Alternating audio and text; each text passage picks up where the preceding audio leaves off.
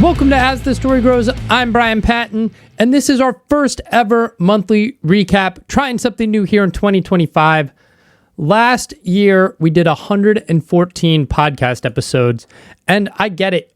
There's so much in our world that consumes our time and attention that we have diehard people who listen to every episode of As the Story Grows, but maybe you're a person who doesn't check it out. So what I'm doing this year is having clips from every episode of the month in a recap so you can get a little taste of each and every episode that aired in January and decide if you want to go back and listen to it. Maybe check out a band. There will still be musical clips so y'all get a sonic jolt as to what a band would sound like before diving into an interview. I hope you subscribe and listen to every episode, but if you don't, I hope you enjoy a snippet of each and every band that's been on the podcast this month. So in order, you are going to hear from Josh English from 6 Going on 7, Roger Miret from Agnostic Front, Jeremy Hunt from Philip K. Disk and Qoheleth, Peter Iwers from The Halo Effect, Alexandra Norton from Echoes, Matti Keitel from Blacktoothed, Janine from Vukovi, and then Jay and David from TheCityIsOurs. Before we dive in to this week's podcast, I want to say thanks so much for listening to this episode. If this is your first time listening to As the Story Grows, I think this is a great place to dive in, see what the podcast is about, and maybe become a fan. If you like what you hear, or if you've been listening for a long time and have not yet, I would love it if you subscribe to the podcast on your podcast platform of choice. You can find links in the show notes or at our website, asthestorygrows.com, to our Discord server, our mailing list, and our Patreon page. Or you can email me asthestorygrows@gmail.com. Leaving a comment, whether it's on YouTube, whether it's on Apple Podcasts, Spotify, or a direct email, is a great way to show your support for the show, and I will read it on the podcast. We had 2 comments recently on chapter 390 with Josh Ashworth from Society's Finest. Siamese Twin Cobra wrote, I love Society's Finest. Really didn't know any of this stuff. Awesome.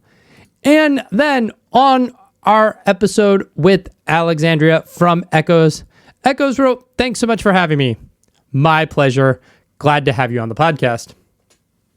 Enjoyed this week's episode as we recap the month of January.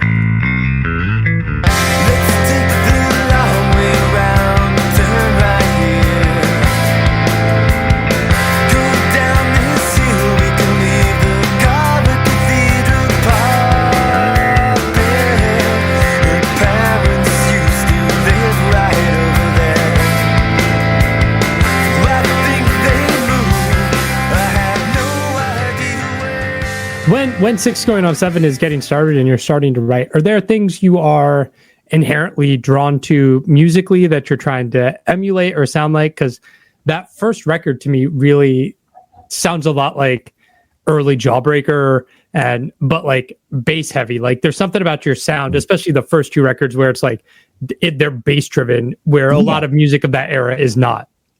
Yes, definitely the bass driven thing. We the trio thing we really liked, and so. The way that James and I would play off of each other ended up, and I also would write a lot of things. I'll write some stuff on guitar, like, I was much better by then. Not as happy, but I could play enough to kind of go, here's the chord progression. And then he would just take it and morph it and twist it and make it his own and so much better. But I had, so I would start there, and then other things would start with just me playing like bass chords, which was the thing that I really liked. That a lot of the people that at the time, I mean, like in retrospect, there were people like Morphine that were doing that sort of thing, but I wasn't like, I didn't really know Morphine when I moved there. I was much more influenced by the Northwest bands that I was seeing in Portland before I'd moved. Anyway, so there was that, and the vocal thing is funny because I've said this again, but like the second record really encapsulates what we sounded like more consistently, than the first record does. The reason my voice sounds that way on that first record, so much so, like, I can point you to stuff I did prior to that it's even more shredded. You know what I mean? Just like where all I wanted to do was like emulate the people that I thought like, I don't know how to do that, but and was probably doing it wrong and just wrecking their voice in the process. But between trying to sing correctly because my mom's cracking the whip with the diaphragm and shredding my voice, we had that first record. And that's really just a result of when Brian was recording us and we were in New Jersey for that first record, the label had gotten a deal and we were in this basement studio of this guy's house. And the tape machine kept breaking. So they'd have to have it serviced. And so my vocal time to track vocals for that record just kept getting bumped and bumped and bumped. And I did all the vocals like in one, I think we'd maybe gotten one song done. And I did like the other 9 or whatever it was, like in short order. So my voice was shot, like so much so that I had to like, get this like this thing called Performer's Secret, which was this throat spray that, the guy who owned the house had in his garage in like the road case. So the funny like hair metal story of this is Walter Schreifels from, Quicksand and Gorilla Biscuits and Rival Schools and all that stuff. He was 1/3 of the label that we were on at the time.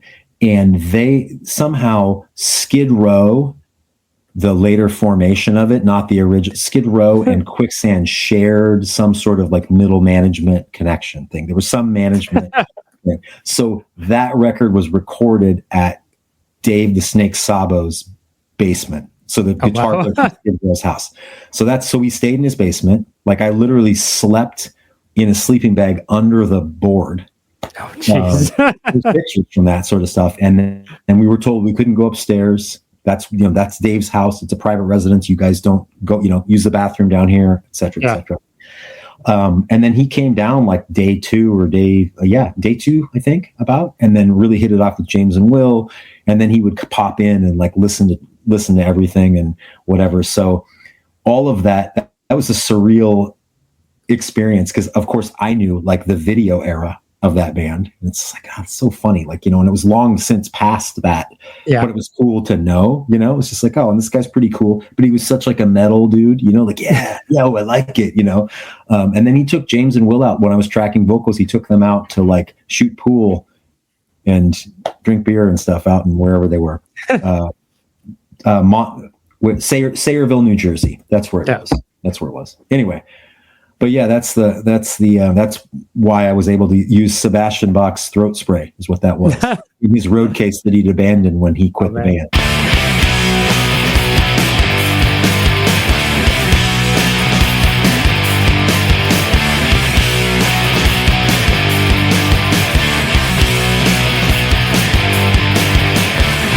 know I can't trust myself because I believe in what I say.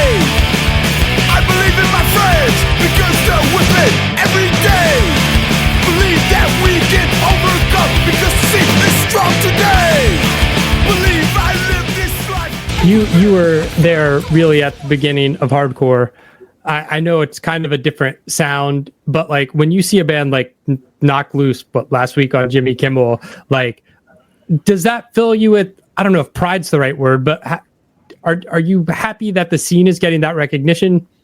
Well, of course, it's funny you mentioned Knock Loose. I just actually went to go see them here when they play with Slipknot. My daughter really likes Knock Loose. Nice. We were hanging out backstage. They're awesome dudes, good people, and it's good for them, man. If it's not going to be them, who's it going to be? Yeah. I mean, would you rather turn on the radio and listen to something that you can relate to than some crap that's been played for 30 years in a row you can't relate to? Yeah. And I've always said that, I've always said that from the very beginning, from, everybody, the Clash sold out. What? Because their songs got to the radio. Oh, this band sold out. Oh, Green Day, oh, Rancid.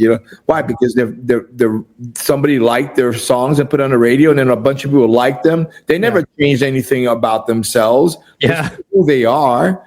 It's not their fault. They got they got a huge fan base. What are you going to do? Tell them not to come? Like, it's ridiculous. Like, you should be excited that that's what you get to hear on the radio. Yeah. Of course, there's everybody starts, there's always like, oh, what about this band, all that, like, look, dude, if it's meant to be, it's meant to be. There's so many bands that I have flyers of, and then they're tiny, like Offspring, tiny. You can't even barely see it. Rancid, tiny, you can barely see it, and they're gigantic. You know, and what am I going to do here? And it's not even me. I'm happy. I'm grateful that happened to them. You know, or you can sit back and be one of those bands like, oh, this band opened up for me. You know, like, well, what's the point? Yeah. I mean, someone's always gonna. You know, that's one thing about Agnostic Front is we were never the best musicians or the best of anything. We're all about bringing something collectively as a whole together, unity and stuff like that. So this is great.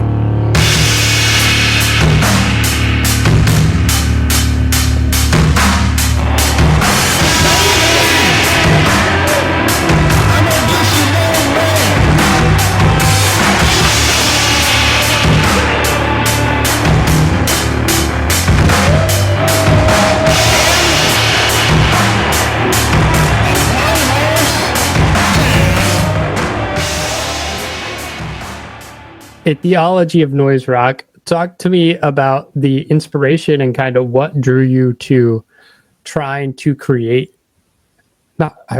Create's the right word. Create this. Yeah. You know, kind of crossroads with your love and fandom of noise rock and theology. Yeah. The sound of God. Right? Yeah. I mean, it goes back.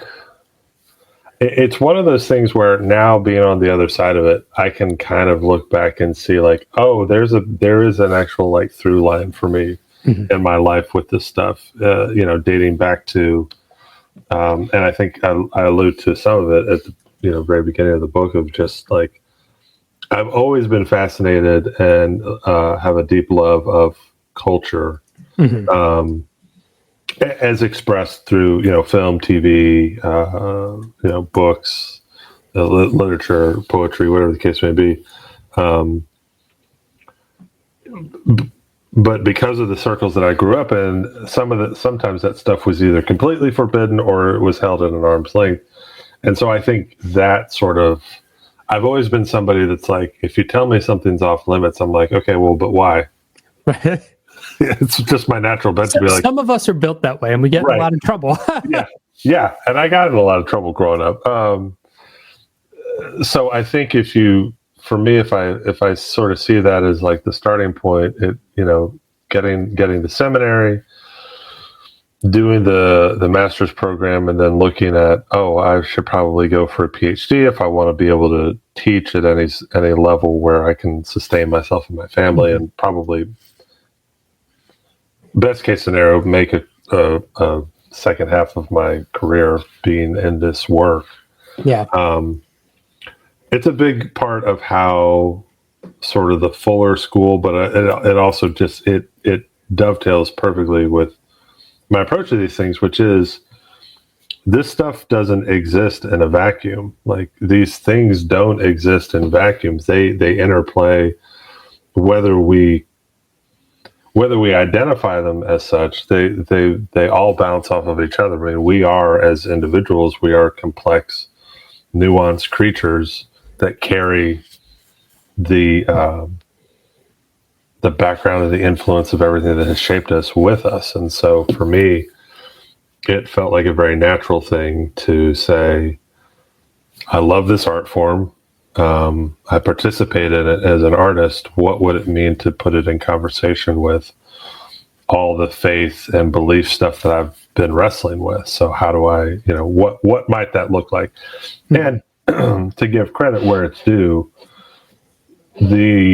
that sort of theology or a theology of is not a new thing. Like, I've got friends that, again, like my advisor, Cutter Calloway, his background is theology and film. Like, I think his dissertation was actually written on, I hope I'm getting this right, but I think it was actually like film scores. Yeah. So I think he did some work on like Pixar film scores and the way that it works, the interplay there. My other advisor, my second reader on this, Rob Johnston, is a legend really in the field of theology and culture. He's written multiple books on it. I think his dissertation years ago was on theology and play, or a theology of play. Like, what does it mean to be playful and to have fun? And how do we put that in discussion with, questions of what we believe? So for me, in a lot of ways, I was really fortunate that those were the folks who surrounded me and were surrounding me during my time at Fuller. And then once I just sort of sat with it for a little while, I was like, oh yeah, this is the direction for me to move in.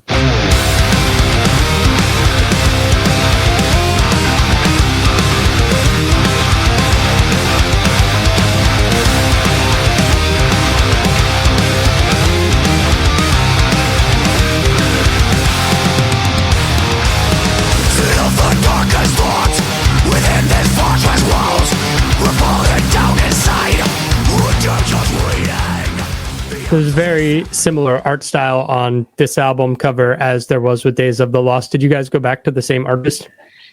Adrian Baxter, yeah, absolutely. He did this. He does a lot of talks with Michael on both albums, talking about his lyrics and his vision, and kind of tries to. He has his style, and if you go to his pages, you will find a lot of other artworks that's similar. But we did it our way and our colors, kind of, with that's been significant for us, with the green somewhere in there. And I think it does it's like he has a very, very unique style. I've never seen another artist who kind of draws the way that he does, which kind of reminds me to looking at like an Iron Maiden album, when Derek Riggs did all the covers. Yeah. And you could always see that whenever he did something else, I think he did something for Halloween and Stratovarius and stuff like that, you could always see that this is Derek Riggs. Yeah. And I think the same for Adrian Baxter. He's a very significant style, and I think it's awesome. And now it's our style as well, Yeah. So it's and this is the way to release music now. I think you have you can never download a vinyl. Vinyl is a piece of art that you can actually hang by the wall or on your wall, and you can look in on it and see all these specific small little details that are maybe new to you for each time you look at it. And I think that's magic. That's, you connect the music to something visual that you can kind of get a full-on experience. And I think it's very important. Yeah. Because a lot of times these days you just listen to song by song. Mm-hmm. And that's something when it comes to metal. We're very devoted to our albums. Yeah.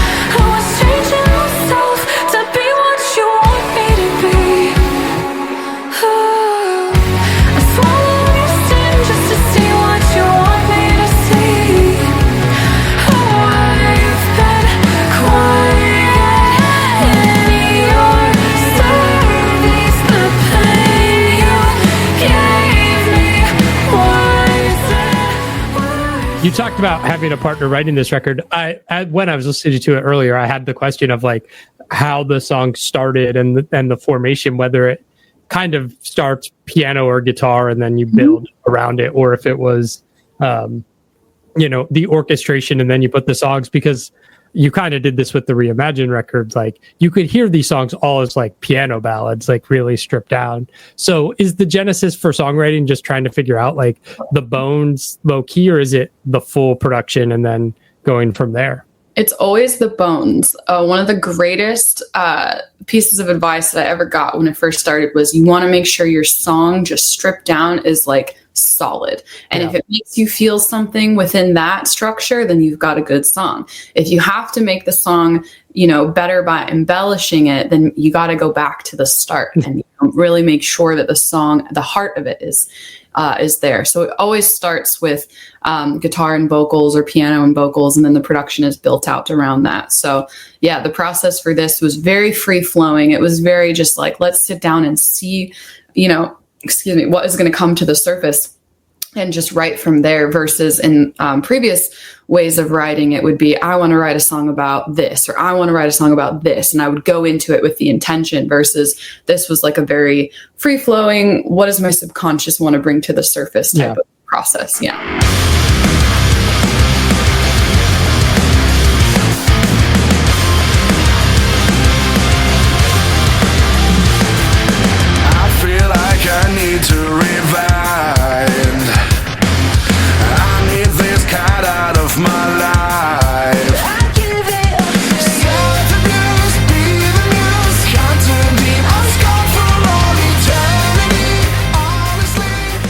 what point do you decide like violin's not for you and you're going to play guitar?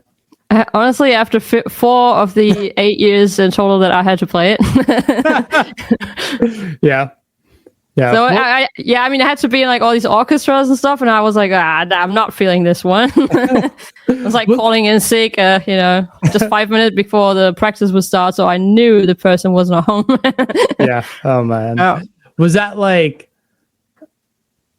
just like you didn't like the instrument, or just like the music, or the school, or what was it about it? I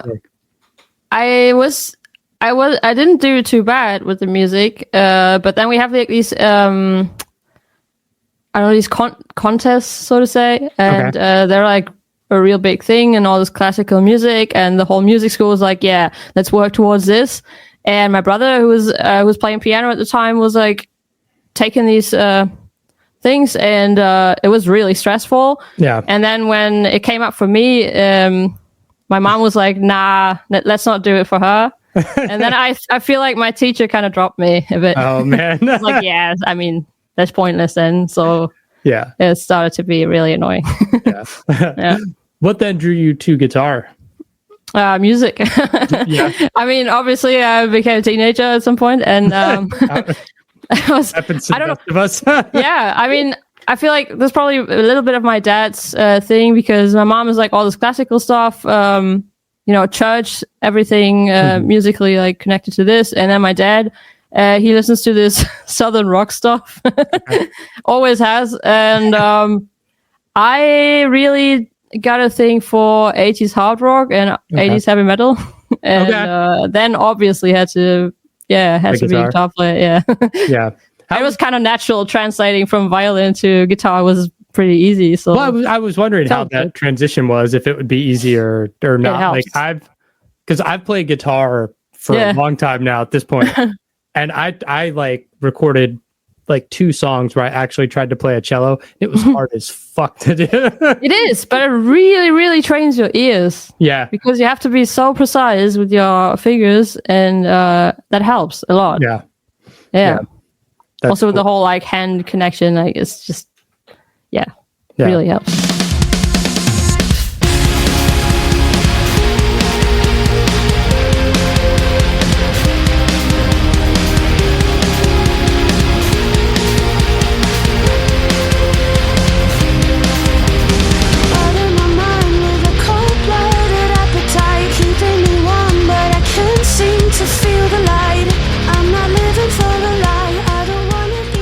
New record's called My God Has Got a Gun. Talk to me about kind of the lyrical and thematic inspirations for this album. So when we were writing this album, I was going through some quite intense therapy that I'd never really did to that extent before. I got 12 sessions, and after each session I would go and paint. I would go home and paint, a way for me to sort of process things rather than sitting. I don't know. I think sometimes when you don't really have the words to express how you feel, like I just sort of turned to painting. So that was the inspiration behind the artwork of the album, is the paintings. Okay. And I guess the whole album itself it's sort of like a rebirth of, really facing, like getting to the point where you're like, I need to face my shit, and I need to, like sort of at least try and make my life a bit easier in my head by addressing some things. And this album, to me, I think it's got a lot of mixed emotions, because it was the way I was in my state of mind at the time, was I thought I was going crazy, and you're reliving all these things, and but at the same time, you're becoming self-aware of it, and you know that you can be happy and you deserve love. And I think there's also a sort of elements of, misogyny or politics, and it was. I think this is the thing with this record. Like it really did come from a lot of like a place of pain, but also healing. Yeah. It's kind of a double-edged sword, because when you do want to face your demons and start to address it, like, you are going through it again, but you're also healing at the same time. Yeah. But then you think, like, I think I'm going crazy. Like, I think this is making me worse. Yeah, right. I don't know. But and the sort of, like, there's a very light concept of there's some like the voice recordings, and there's a bonus track on the vinyl as well, and it kind of hints at an event that happened. It's like an exorcism, and that's sort of releasing that darkness in you. It's finally forgiving it and letting it go, and realizing that you don't need to carry this around with you every day. So that the idea was this, it was like a bit of this really horrific sort of, I'm saying exorcism or rebirth, or something's like slithering out of you, and you're just sort of getting rid of it and you're making peace with it. And that's why some of the tapes, the recordings, it's sort of witness accounts of this event that they had witnessed, this person sort of bursting something out of their chest, and it's free. Yeah. So it's I think it's one of those ones as well, when it all started to come together with the artwork and the sort of like light themes, we were just like, is this this is what we want to do? Like, it's not like we didn't go out and go, oh, let's do it like this, or let's do something like that. Like, we were just like, this is what we love. This means something to us. It has a bit of relevance to who we are as people. And we're just sort of having faith that it's going to connect with people. Yeah. But we're so proud of it, and doing it with Machine as well. We wanted to get out of our comfort zone and try something new, and we're big fans of him. We wanted to try and capture more of the live sound, because our shows are very heavy, very loud, very raucous and chaotic, and we wanted to try and put that across in the record as much as possible. It's really funny to talk about it now, because we've not done a lot of interviews yet. So actually, like, just talking about it out loud, it's like, holy shit, like, that's been a journey. Yeah. That's been something else.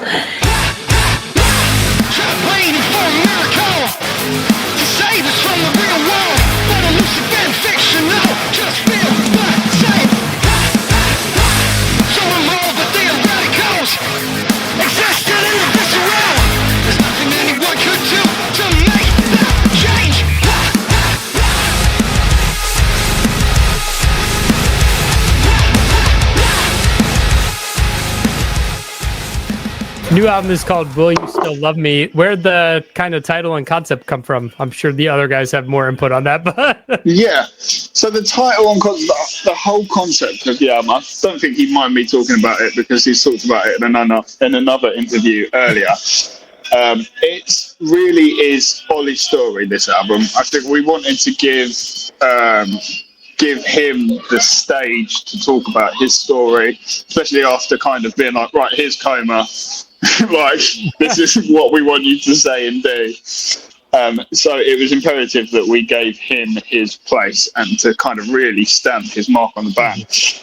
So it's just his story with problems he's faced as a member of LGBTQ plus community, and it's really the highs, the lows, and the title is taken from lyrics in the song Enough, and it's really that question of, will you still love me when you know how, like, who I am, who I really am, all out there, warts and all. And that's really it. We just felt that sentence and those lyrics and the emotion that you feel in that song whilst he's screaming those lyrics, and the emotion we felt in the studio was just summed up all in that line, and it just felt like the perfect title for the album. Nice. Who came up with the album artwork? Ollie did it all. Nice. He's done all the album artwork, he's done all the merch designs. The whole album's been very in-house, and as I say, it's very Ollie, the whole thing.